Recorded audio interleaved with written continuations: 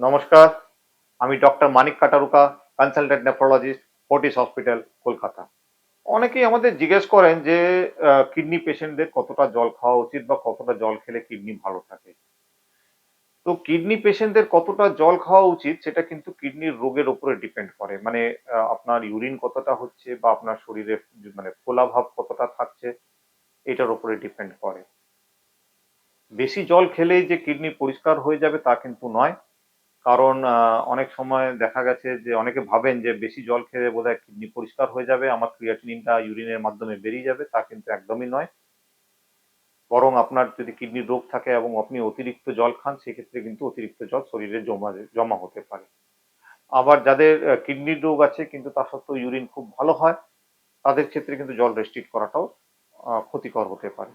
তো জল কতটা খাবেন, আপনার যদি কিডনির রোগ থাকে এবং জল কতটা খাবেন সেটা আপনার ডাক্তারবাবুকে জেনে নিন, এবং ডাক্তারবাবু যদি বলেন যে আপনার 2 লিটার খেতে পারবেন বা আপনার জল রেস্ট্রিকশনের দরকার নেই, কিন্তু যদি ডাক্তারবাবু যদি বলেন আপনার 1 লিটার খেতে হবে, 1 লিটার খেতে হবে। নিজের ইচ্ছে থেকে এই জলের পরিমাণটাকে রেস্ট্রিক্ট করবেন না। ধন্যবাদ।